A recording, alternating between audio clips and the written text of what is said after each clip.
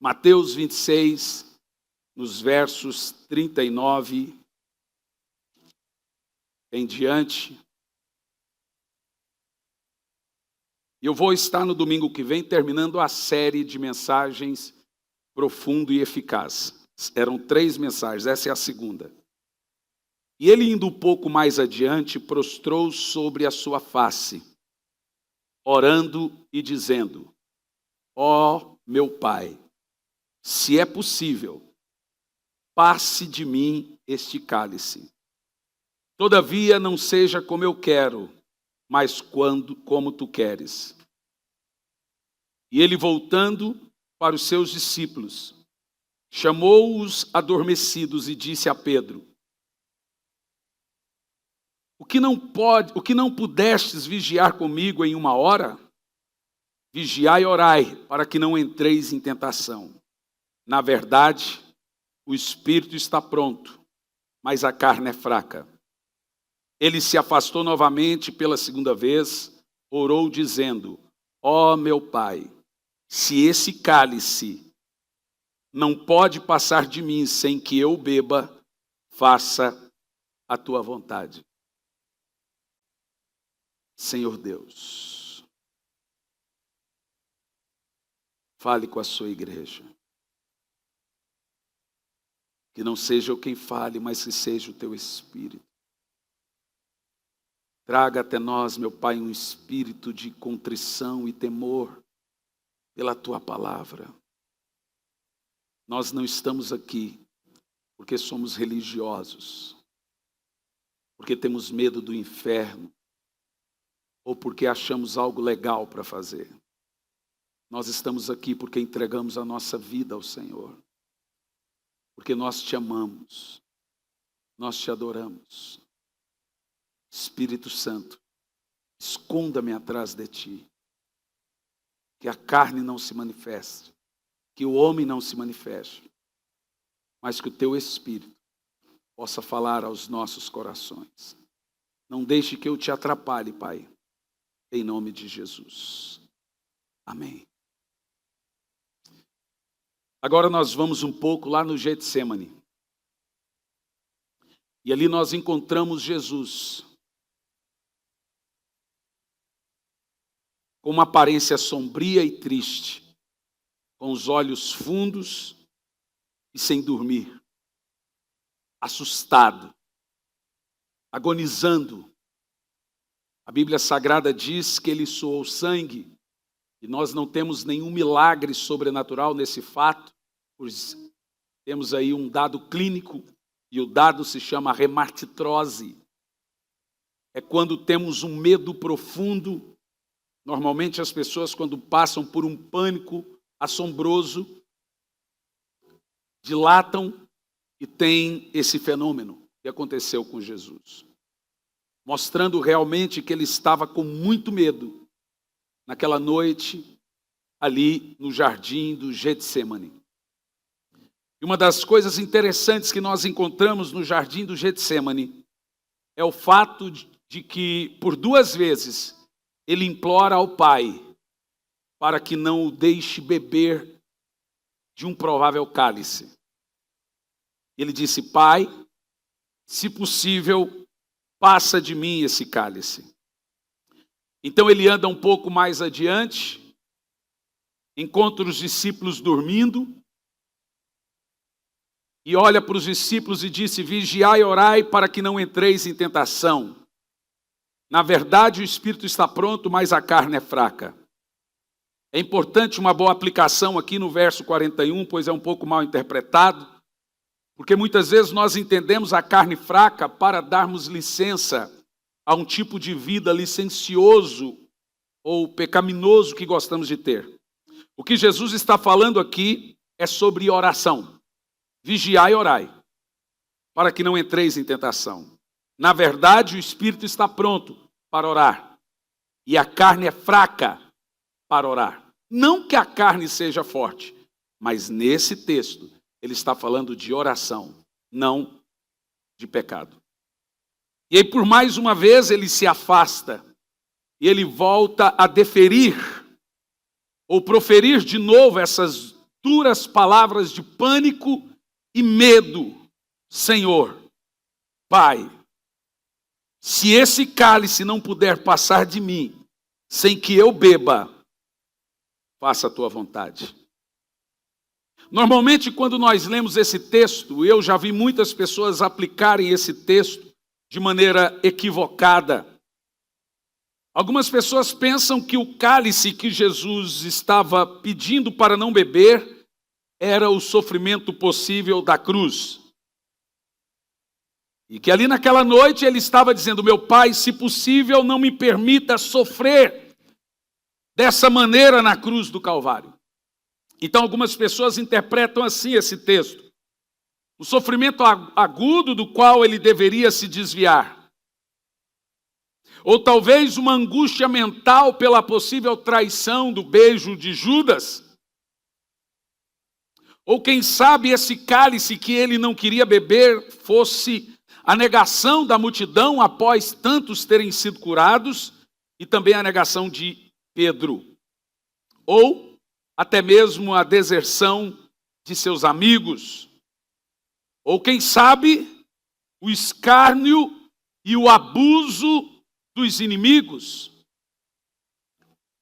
Eu acredito que nada disso que citamos, por mais que isso fosse terrível, seja o sofrimento da cruz inigualável, há cerca de 2 horas de sofrimento entre os chicotes, entre carregar a cruz e a perfuração do seu lado até a morte. Apesar que isso realmente era doloroso e assombroso, nada disso me faz sentido, nem mesmo a angústia mental, a pressão mental de Jesus na cruz, a negação da multidão gritando crucifique, ou até mesmo a deserção de seus discípulos, escárnio dos inimigos, cuspe, tapa e etc. Mas nada disso me faz sentido entender que Jesus estava pedindo para não passar por tudo isso. E veremos porque creio que esse cálice que Jesus pediu para que não, se possível, ele não bebesse, não está ligado à cruz, no caso o sofrimento, não está ligado a nada disso que mencionei. Um dos motivos por que creio que esse cálice não refere-se ao sofrimento exclusivo da cruz. O primeiro motivo é que era essa a sua missão. Nós temos aí um paralelo entre Judas e Pedro. Você percebe que Pedro também negou Jesus. Na realidade, traiu Jesus. A Bíblia diz que na última vez ele espraguejou, no nosso brasiliês, que nós acostumamos chamar de português, ele soltou, deferiu palavrões, espraguejou. Pedro fez como Judas. Mas a diferença de Pedro e Judas é a índole. Todos pecamos, mas a diferença entre um pecador e outro está no arrependimento. Índole. Não há um aqui hoje que pode dizer que é santo. Mas a índole é o que importa. Assim também temos o paralelo entre Davi e Saul. É óbvio que o pecado de Davi, falando em termos morais, foi exibidamente mais grave do que o pecado de Saul. Mas Deus perdoou Davi e não perdoou Saul. Mais uma vez temos aí a índole. Segundo relatos de Platão, quando Sócrates estava preso em Atenas, ele bebeu um cálice de Siloeto, veneno, e nem mudou o semblante. E ainda ele corrigiu seus amigos que começaram a chorar, dizendo que fossem fortes. E então ele morre sem nenhum tremor e temor. Jesus seria mais fraco que Sócrates, com medo do martírio da cruz, ou da agonizante traição dos seus discípulos, ou da humilhação dos seus inimigos. Jesus estava preparado para tudo isso, mentalmente, e espiritualmente. Em segundo lugar, porque creio que Jesus não estava com medo da cruz e o cálice que ele diz aqui, se possível, passa de mim esse cálice, que boa parte dos pregadores tendem a dizer que o cálice era o sofrimento da cruz. Eu não creio nisso. Em segundo lugar, é os mártires, os cristãos. O próprio Jesus diz para se alegrarem quando fossem perseguidos, quando fossem mortos por causa do seu nome. O próprio Jesus disse que nós passaríamos por perseguição e seríamos entregues como ovelhas no meio de lobos. Matariam vocês por minha causa e se alegrem, porque o nome de vocês está escrito no livro da vida. Jesus disse: o mundo vai odiar você. Porque se o mundo não odiar você, você é do mundo. Então o mundo deve odiar você, porque a mim me odiou primeiro. Fica evidente para nós que Jesus não poderia ter um discurso para os seus discípulos: se alegrem. A Bíblia fala em Hebreus que os mártires da Bíblia Sagrada, tanto do Novo quanto do Velho Testamento, recusaram ser livres. Eles eram cerrados pelo meio, como Ezequiel, como Isaías. Paulo foi posto a sua cabeça em cima de um cepo e foi degolado. E pelo menos meia hora antes dele ser degolado, ele escreveu uma das palavras mais poderosas da Bíblia, que está em Filipenses: alegrai-vos sempre no Senhor. Outra vez digo, alegrai-vos no Senhor. Paulo não estava em um hotel, Paulo não estava num lugar lindo, maravilhoso, ele estava quase cego, velho, já há alguns meses abandonado em um cárcere, e todas as vezes que tentaram livrar dessa última vez, ele não quis. E a palavra que Paulo diz a nós é: alegrai-vos sempre no Senhor. Deixe-me te dizer, cristianismo não é um parque de diversão. Nós caminhamos sobre páginas banhadas de sangue. Isso aqui que você chama de Bíblia chegou até nós por muitos que foram assassinados. Há países no mundo, por exemplo, se você for na China, em alguns lugares tem uma Bíblia. Na China. E você tem que pôr o seu nome lá para ler um capítulo por ano. E quando você termina de ler, desculpe, eu errei, é um versículo. Quando você termina de ler, o outro irmão que está à sua trás vê que os seus olhos passaram, ele bate nas suas costas e diz: volta o ano que vem, agora é a minha vez. Isso que nós chamamos de Bíblia. Pessoas morreram para que isso chegasse até nós. Se você for na Coreia, o sonho deles é ter uma Bíblia. Mas não vamos longe, na África nós distribuímos Bíblias. Eles pegam isso e choram como criança quando segura uma Bíblia na mão. Nós caminhamos por páginas ensanguentadas dos mártires que foram jogados para os leões. E quando falamos de mártires jogados para os leões, você deve imaginar eles e seus filhos. Isso nós chamamos de evangelho. Isso não é uma brincadeira. Isso se chama cristianismo. Não é um aconjuntado social, onde vestimos a melhor roupa, que eu costumo brincar, a roupa de ver Deus. E dizemos: vamos para a igreja. Ser igreja é ser ovelha no meio de lobos. Ser igreja é ser posto à morte todos os dias por amor de Cristo. Se você não quer ser cristão, venda sorvete. Faça qualquer outra coisa. Mas ser cristão é ser posto à morte todos os dias. É se alegrar quando é perseguido. É se alegrar quando você tem uma pressão espiritual na sua cabeça e você acorda num dia cinza e você não sabe por que você está mal, mas é uma pressão terrível que os demônios exercem sobre nós, simplesmente pelo fato de servirmos e seguirmos a Cristo. Então, de fato, não me faz sentido Jesus implorar ao Pai, se possível, passa de mim esta cruz, esse sofrimento, esses chicotes, esse cuspe, essa traição. Esse é o primeiro ponto. No demais, não temos nenhum fundamento bíblico escrito que esse cálice que Jesus temeu era o sofrimento da cruz. Se esse cálice não era o sofrimento da cruz, o que seria então esse cálice que fez Jesus agonizar, que fez Jesus suar sangue? E você precisa entender uma coisa, meu irmão. Quando Jesus foi preso, ele olhou para Pilatos e Pilatos disse: me entregaram você a mim, filho de Deus. Jesus olhou para Pilatos e disse: ninguém me entregou a você, eu me entreguei a você. Porque se eu quisesse, eu daria a ordem e viria 10.000 anjos guerrear por mim. Mas eu não quero.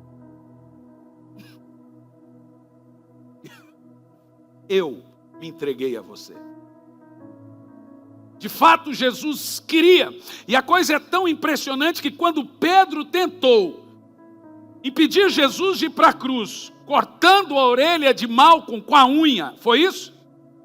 Porque tem gente que fala que Jesus jamais iria permitir os crentes andarem armados. Pedro cortou a orelha de Malco com a unha. Quando Jesus disse: peguem as comidas e as armas, ele estava falando de garfo, não é?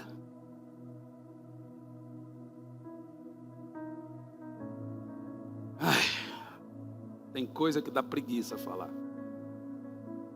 Mas vamos lá. Quando Pedro tentou impedir Jesus de ir para a cruz, Jesus em nenhum momento chamou ele de homem usado por Deus. Ele disse: para trás de mim, Satanás. Quando Satanás levou Jesus na ponta do pináculo, e ele facilitou o caminho para Jesus, disse: não precisa você sofrer, não precisa morrer.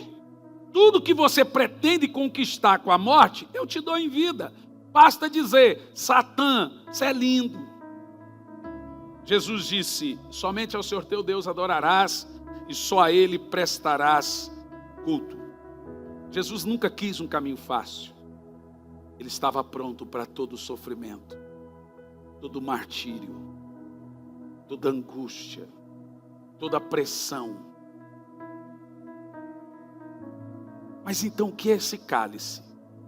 Que Jesus teima em implorar e dizer: Pai, se possível, passa de mim esse cálice. E ao final ele disse: contudo, faça a tua vontade. Veja comigo um primeiro texto que está em Apocalipse, no capítulo 16, no versículo 19.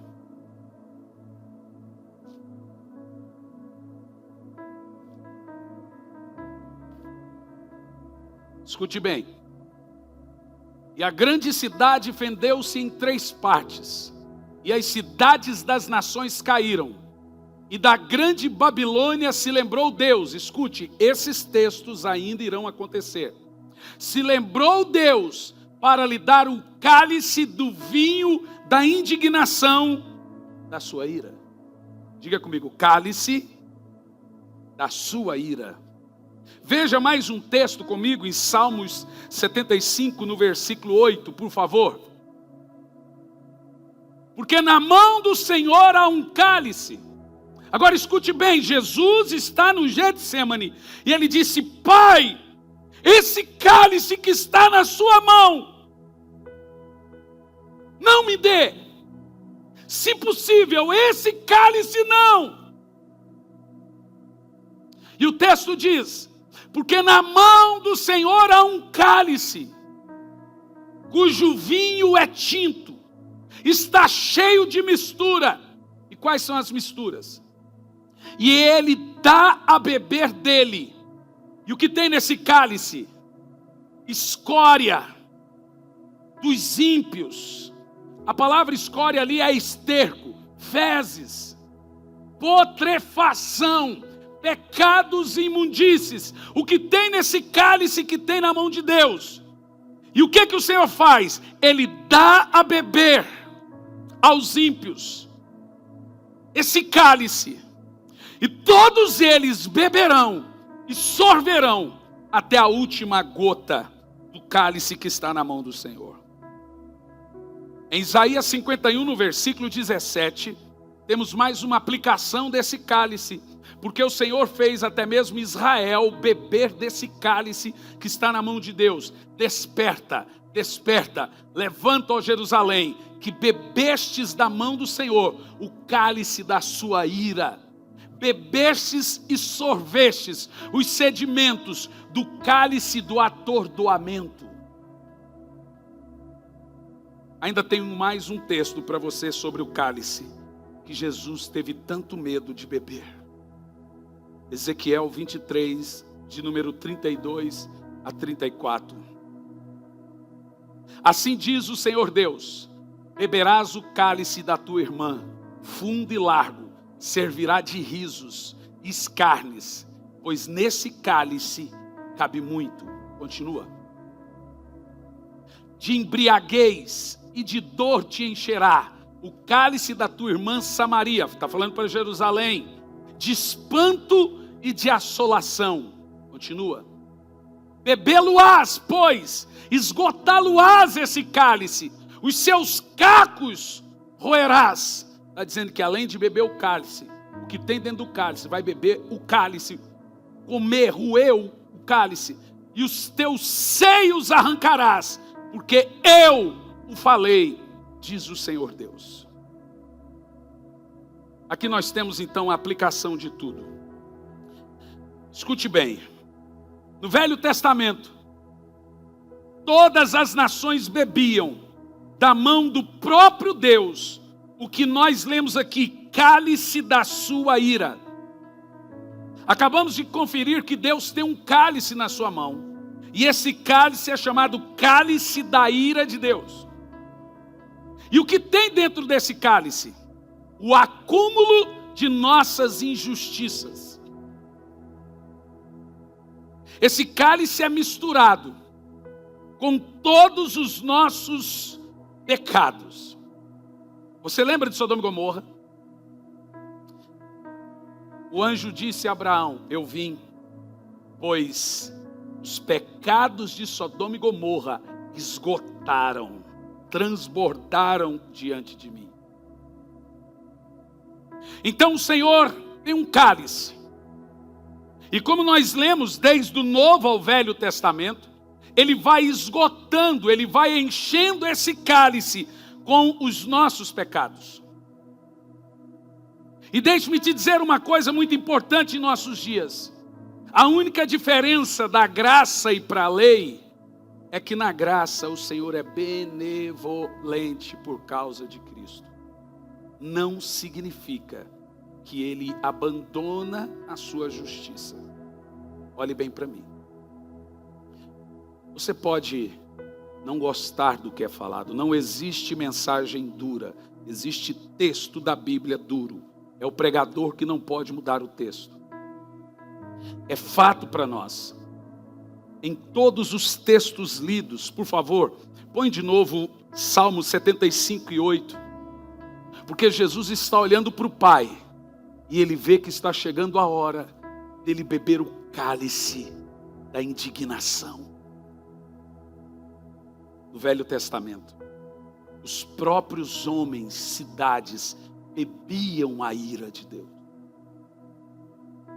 É uma vingança que Deus fazia quando esgotava o cálice. Os homens pecam e vai enchendo esse cálice.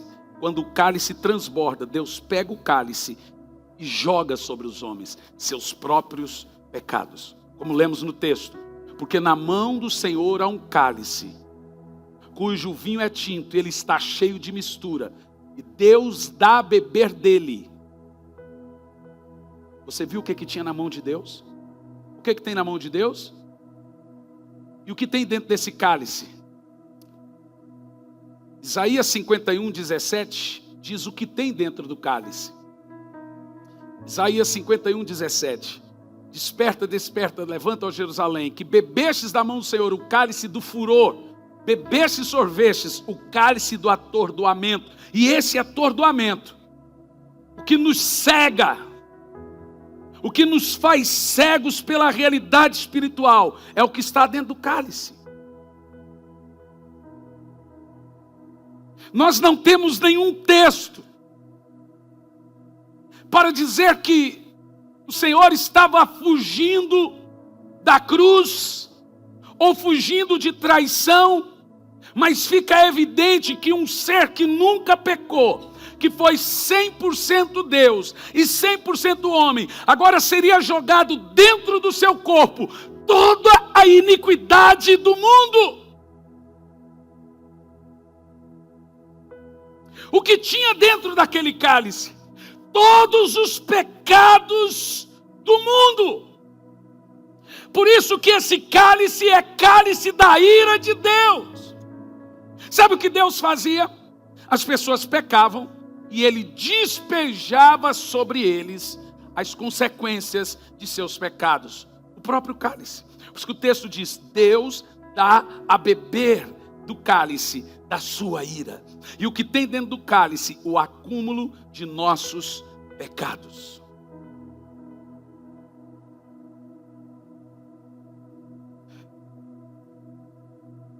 Segunda de Pedro 2, versículo 4 e a 9, temos aqui o relato de como Deus lidou com Sodoma e Gomorra, pois Sodoma e Gomorra bebeu do cálice da ira de Deus. Porque se Deus não perdoou os anjos que pecaram, mas havendo-os lançado no inferno, os entregou às cadeias da escuridão, ficando reservados para o juízo. Veja, eu não estou lendo o Velho Testamento. Irmãos, nós não podemos ter um evangelho seletivo. Você não encontra esses textos em caixinha de promessa. Isso está na Bíblia. E o texto diz, e não perdoou o mundo antigo, mas guardou a Noé, pregoeiro da justiça, com mais 7 pessoas a trazer o dilúvio sobre o mundo dos ímpios. E condenou a destruição às cidades de Sodoma e Gomorra, reduzindo-as a cinzas. Agora escute o resto da frase. Colocando-as como exemplo para os que vivem de maneira ímpia.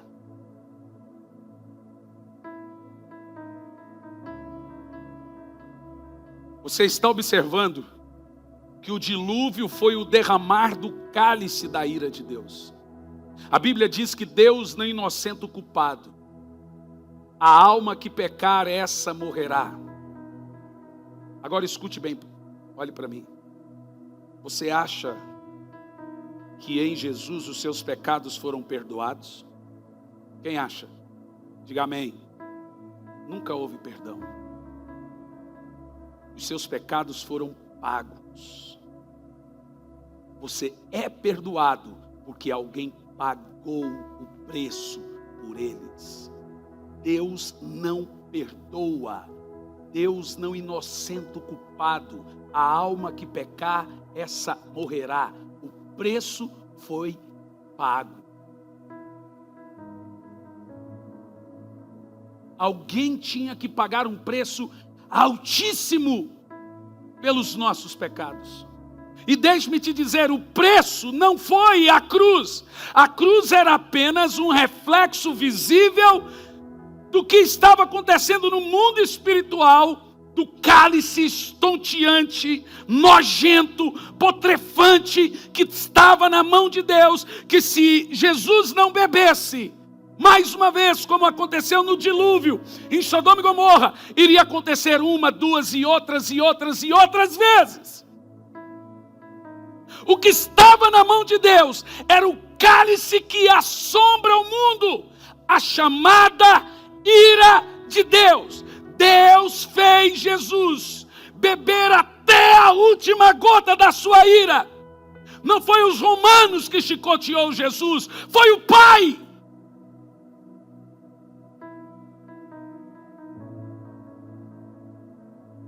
era o pai que segurava as cordas.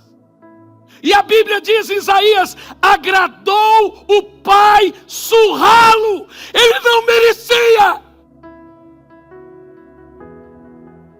Nós merecemos. Ele não. Ele nunca pecou. Ele é o Cordeiro puro, imaculado, santo e justo. Nem ele e nem o pai doeu no filho, doeu no pai. Agradou o pai moê-lo.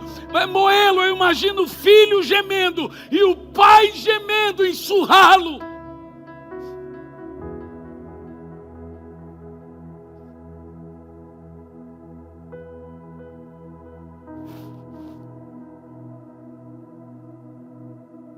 Mas Jesus não estava com medo dos mais de 45 minutos de açoites, com uma chibata chamada garra de tigre. Ela tem 3 pontas, com garras de tigre, e aonde ela bate, ela arranca a carne. Foi 45 minutos. Davi diz que os seus ossos não foram quebrados, mas a sua carne foi dilacerada, moída. Ele tinha que despejar cada gota de sangue. Nenhuma gota de sangue poderia ficar no seu corpo. Por isso que quando restou algum sangue, tiveram que perfurar o seu coração.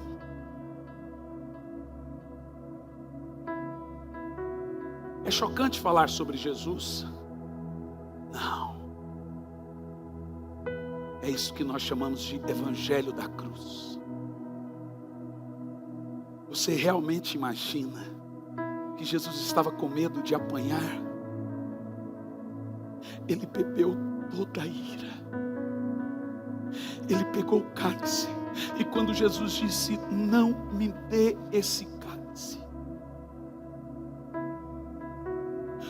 não me deixe, não jogue dentro de mim esses pecados.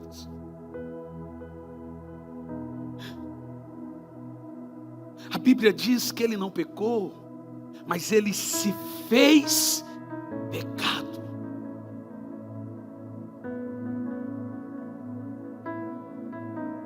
Nós entendemos isso na teologia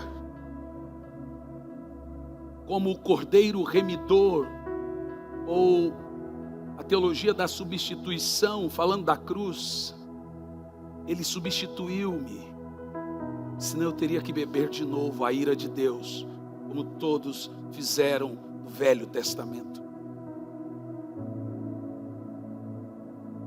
Então dentro do cálice tinha nada mais, nada menos que a ira assombrosa de um Deus completamente santo, santo, santo. E ele bebeu, ele sofreu, ele foi moído pelo próprio Pai. O próprio Pai deu a ira a ele, no meu lugar. Agora veja bem, talvez você fique feliz com isso. Eu fico muito feliz com isso. Me alegra muito saber que eu sofreria como Sodoma e Gomorra, como as gerações pré-diluviana, como propriamente Jerusalém, tantas vezes bebeu o cálice da ira de Deus, como nós vimos. A ira que era para Samaria recaiu também sobre Jerusalém. Tantos exílios, tantos sofrimentos, mas ele decidiu sofrer em meu lugar. Eu entendo que ele esperava a dor, mas entendo que ele não esperava aquele cálice. Aquilo foi demais para ele. Por isso que ele diz: Pai, eu estou disposto a morrer, estou disposto a sofrer, mas esse cálice, eu sou santo.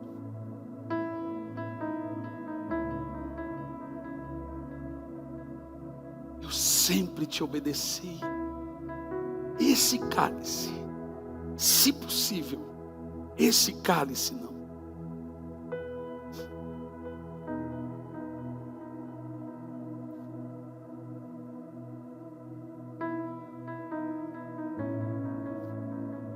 No Novo Testamento nós temos uma outra figura de ira.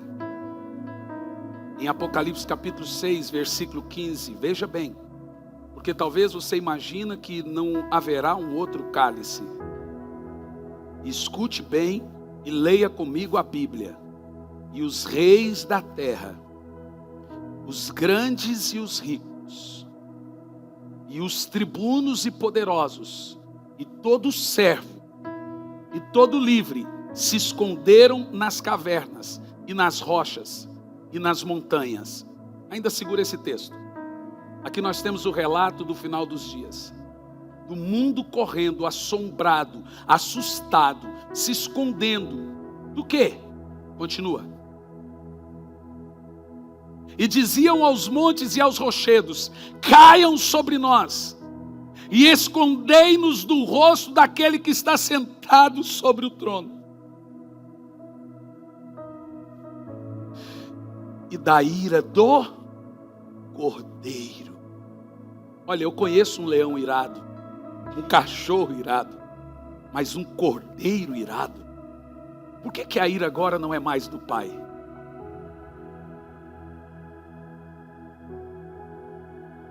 O cálice estava com quem? Agora está com quem? De quem é a ira hoje? Agora você observa comigo que aquele amoroso Jesus, que beijava as crianças, as velhinhas, comia tão amorosamente com os pecadores. O relato aqui é que as pessoas estão com medo, dos olhos como chamas de fogo, vestes brancas como a neve, cabelos como a neve, e o termo diz: ira do Cordeiro, porque ele bebeu o cálice da ira de Deus.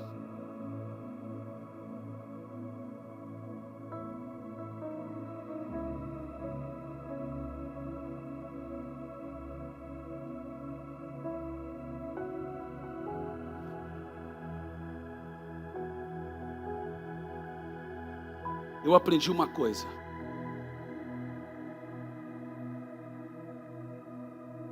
Não é todos os aviões que têm paraquedas. Os comerciais não têm, porque não adianta. Mas todos os outros aviões têm paraquedas. E para que serve o paraquedas? Para quando o avião está. Então o paraquedas não é algo para ser usado, não é verdade? Eu aprendi a separar. Eu chamo isso de teologia do paraquedas. A teologia do amor e do temor. Escute o que você vai ouvir agora. Ninguém pode servir a Deus por temor. Todos devemos servir por amor. Você não peca por amor. Você oferta por amor. Você dizima por amor. Você vem na igreja por amor. É o amor que lança fora todo medo. Foi Jesus que disse que o amor cumpre toda a lei. Essa é a nossa teologia. Diga amém. O amor é as coisas correndo normalmente. É o avião voando. Quando você ama a Deus de todo o coração e ao próximo como a ti mesmo, você não cogita certas coisas na sua vida. Normalmente eu ouço alguns cristãos dizendo: ai, como é difícil ser crente. É verdade. Se lhe faltou amor, o cristianismo é um peso muito grande. Você vai ter que entrar no céu esbarrando pela porta. Tamanho é o peso e a dificuldade de ser crente. Mas se não tiver amor, nós temos o paraquedas, o temor. Tem gente que ele não vive em pecado por amor a Deus. E o que produz o amor? Fervor. Então, quando ele está fervoroso, ele não cogita certas coisas. Mas quando nós estamos frios ou mornos, e o amor começa a esfriar, ainda nos resta o paraquedas, o temor. O temor, na realidade, ele só é usado quando não conseguimos servir por amor. Aí você começa a dizer: eu não posso fazer isso, por apenas temor. Na realidade, o temor é apenas um paraquedas. Só deve ser usado quando deixamos de fazer a coisa por amor. O seu filho, quando ele é ignorante, a ignorância do não saber, ele só começa a te respeitar, primeiro, por medo. Depois que passa o período de medo, ele diz assim: se eu fizer isso, minha mãe, meu pai vai ficar triste. Depois, ele começa a entender o que é amor. Não pense você que os filhos nascem nos amando. O filho não sabe o que é amor. Primeiro, ele nasce nos temendo. Depois, amando. Em último lugar, quando você aprende a maturidade, você fala assim: eu não posso fazer isso, vai magoar o meu pai, minha mãe. Você já está amando. Você entendeu o que eu disse? Meus queridos irmãos, não se iluda. Aquele Jesus que ama, aquele Jesus que perdoa, a Bíblia diz, e ela nos mostra uma figura dele no final dos tempos, e chama ele de Cordeiro irado. E a sua ira é tão grande que os seus olhos são vermelhos de cólera. E a Bíblia usa o termo em Apocalipse, chamas de fogo. Eu não consigo imaginar Jesus irado, mas já tive uma ideia na Bíblia, quando ele entrou no templo, surrando os cambistas. A Bíblia diz que ele se irou tremendamente. De resto, eu só vi amor nele. Mas nós precisamos entender esse texto. O Senhor, em nossos dias atuais, está sendo benevolente. A porta é estreita, mas está aberta. A graça é disponível, mas um dia ela fecha. Não podemos brincar, levar o Evangelho como se fosse aconjuntado social. Nós somos lavados e remidos no sangue, não por nossos méritos, mas porque alguém bebeu o cálice da ira em meu lugar. Ele bebeu até a última gota. Mas escute, nos últimos tempos, e eu creio que isso não serve para você, ainda assim vale a pena dizer, o Cordeiro vai pegar aquele cálice e vai despejar sobre os homens. É o que a Bíblia chama de tribulação que virá sobre a terra. 7 anos de angústia, de tribulação, que a Bíblia chama também de 7 anos da ira do Cordeiro.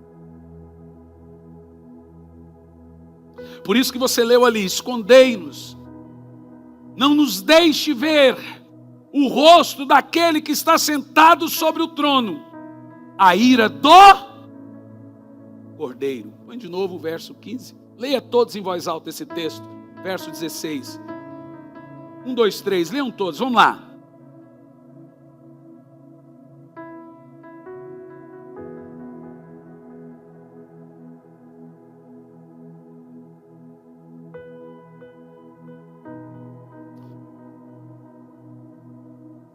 Obrigado, Senhor, pela tua cruz e a nossa.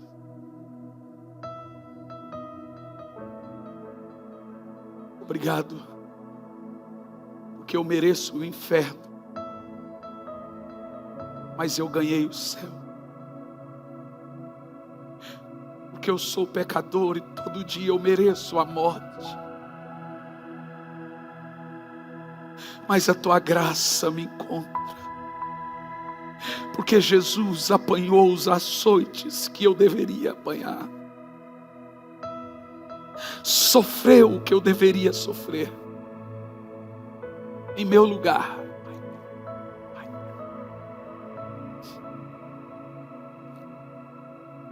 Ele foi humilhado até a morte de cruz. Mas Deus lhe deu um nome.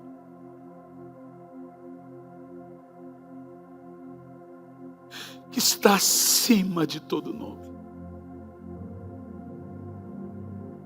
Para que ao nome de Jesus se dobre todos os joelhos dos que estão no céu, na terra e embaixo da terra, e toda língua confesse que Jesus Cristo é o Senhor, para a glória de Deus Pai. Isaías 53, verso 1.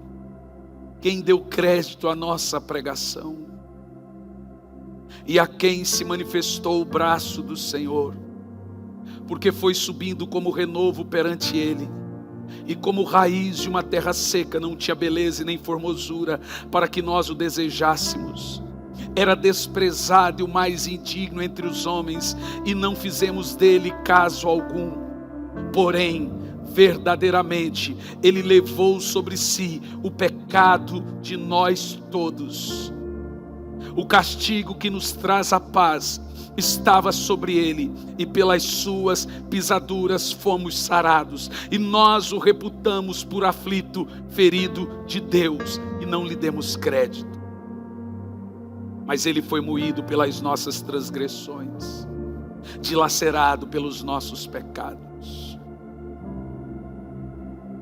Obrigado, Senhor, por ter comprado um lugar no céu para mim, por ter preparado um lugar a quem é imerecedor, digno de morte, por tamanha traição. João capítulo 14, versículo 1. Não vos turbe o vosso coração, credes em Deus, credes também em mim. Na casa de meu pai há muitas moradas, se não fosse assim eu vou-lo teria dito, pois vou para o Pai preparar-vos lugar, e quando eu for, voltarei e vos levarei para mim mesmo, para que onde eu estiver, vós estejais também. Eu estou convosco todos os dias, até o fim dos tempos.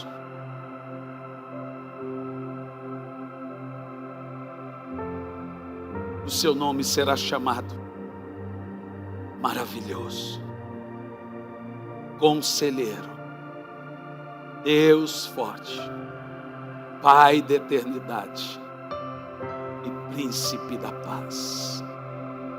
Você pode por alguns minutos adorar Ele.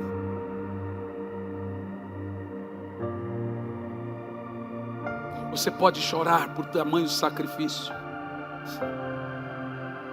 Você pode sentir Ele, o amor dEle derramado em nossos corações.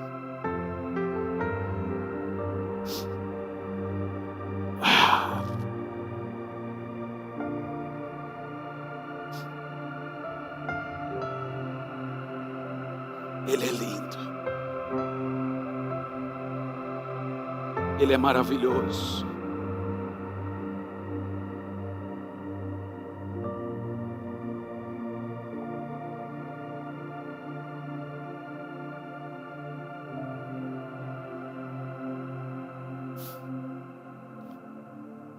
Ele é maravilhoso. Ele é lindo.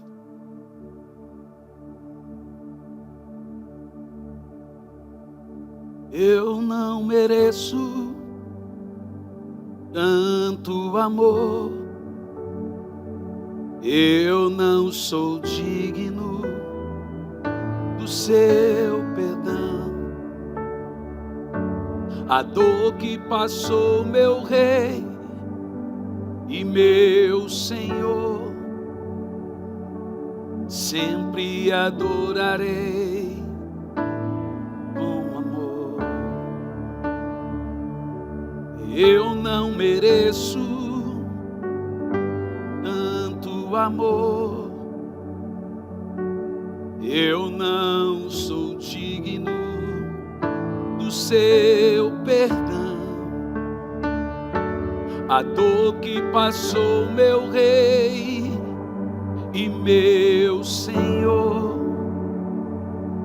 sempre adorarei com amor.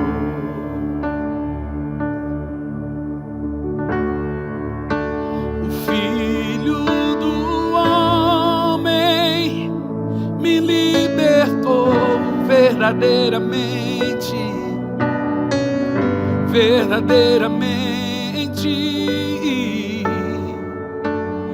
Posso erguer minhas mãos aos céus, levantar a minha voz e adorar, levantar a minha voz e exaltar, levantar a minha voz só pra dizer: livre eu sou.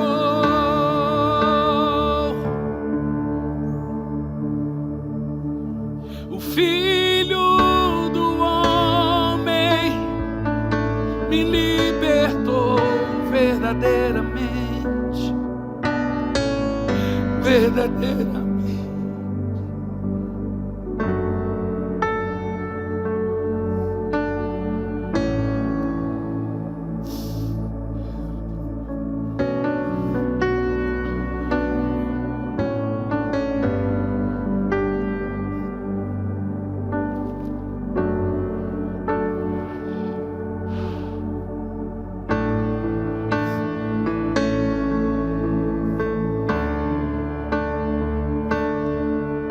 Jesus,